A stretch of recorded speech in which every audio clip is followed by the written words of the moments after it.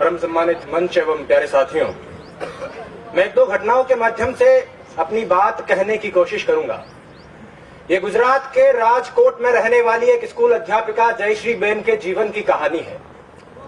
दुनिया की हर मां की तरह उस मां ने भी बहुत से सपने देखे, अपने इकलौते बेटे को खूब पढ़ाया लिखाया, अच्छी तालीम दिलाई। बेटा भी सफल हुआ, प्रोफेसर बन गया, डॉक्टर बहू से शादी हो गई, घर में पैसों की कोई कमी नहीं रही, जीवन में सब कुछ ठीक ही चल रहा था।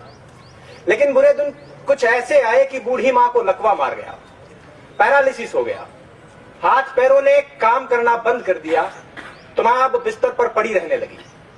एक रोज कुछ यूं हुआ बीमारी के दिनों में कि बेटे ने मां को सहारा देकर खड़ा किया।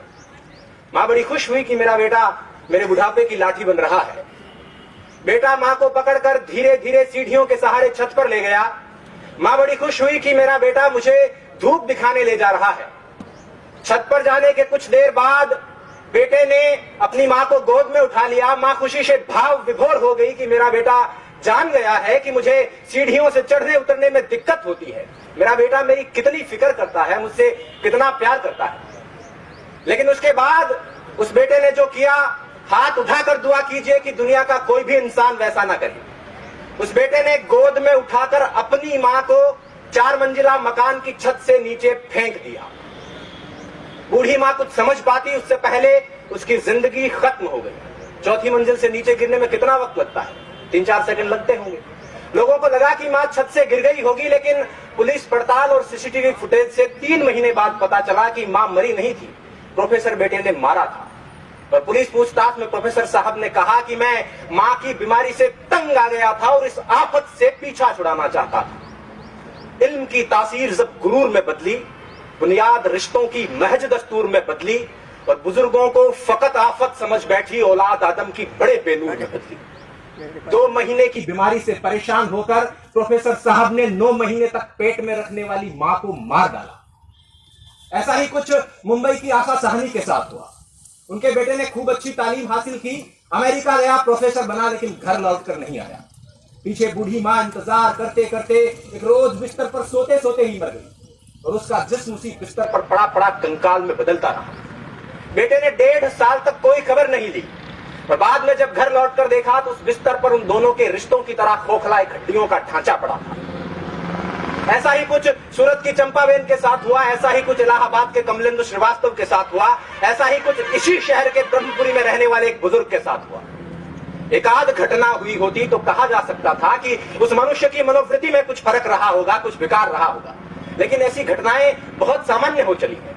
अखबारों में रोज यही खबर है और इन घटनाओं में एक दुखद समानता यह है कि ये उन घरों में घटित हो रही है जिनमें बच्चों ने बहुत अच्छी तालीम हासिल की है।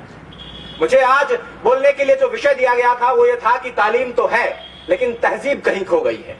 हालांकि पग पग पर इस बात की गवाही मिलती रहती है, लेकिन ये घटनाएं इस बात को पूरी तरह से सिद्ध कर देती है कि तालीम तो है लेकिन तहजीब कहीं खो गई है। शिक्षा तो है लेकिन संस्कार कहीं खो गए हैं, सभ्यता कहीं खो गई है।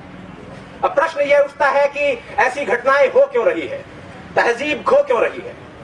दरअसल हम जिस तरह से अपने बच्चों को पालते हैं और उन्हें सिर्फ तालीम देते हैं, उससे बच्चे प्रोफेसर, इंजीनियर या डॉक्टर तो बन जाते हैं लेकिन इंसान नहीं बन पाते। स्पष्ट कर दूं कि मैं शिक्षा नीतियों को कोसने के लिए खड़ा नहीं हुआ हूं। दुनिया के हर देश में शिक्षा नीतियां इसी तरह से काम करती हैं। अकादमिक शिक्षा का संस्कारों से सीधे तौर पर कोई लेना देना नहीं है।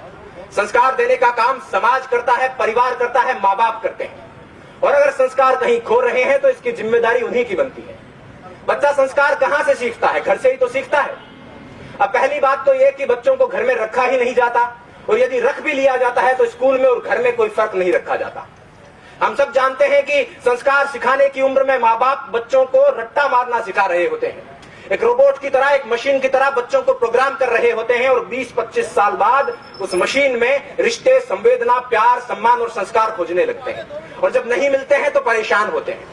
तारे जमीन पर फिल्म का वो दृश्य याद कीजिए।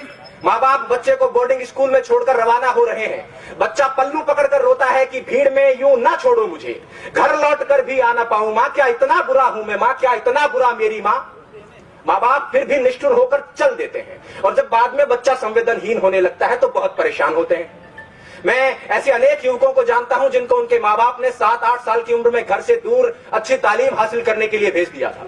हालांकि इस बात में कोई दो राय नहीं कि वो अच्छा भविष्य बना लेंगे, अच्छा करियर बना लेंगे, लेकिन एक चीज जो मैं कई बार महसूस करता हूं वो ये है कि उनका अपने माँ बाप के साथ रिश्ता उतना मजबूत नहीं हो पाया है जितना सामान्यतः होना चाहिए।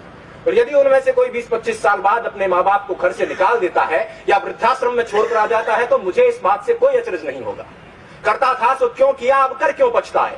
बोया पेड़ बबूल का तो आम कहां से खाए। पहले जब प्यार बोया ही नहीं है, सम्मान बोया ही नहीं है, संस्कार बोया ही नहीं है तो उसके मिलने की उम्मीद क्यों करें।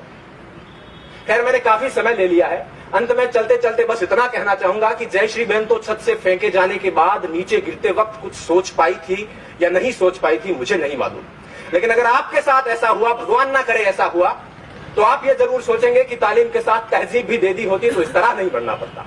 और अगर आप इस पश्चाताप के साथ नहीं मरना चाहते हैं तो अपने आने वाली नस्लों को, अपनी पीढ़ियों को, अपनी औलादों को मशीन बनाने के बजाय मनुष्य बनाने की शुरुआत कर दीजिए। इन्हीं शब्दों के साथ मैं अपनी बात कर रहा हूं।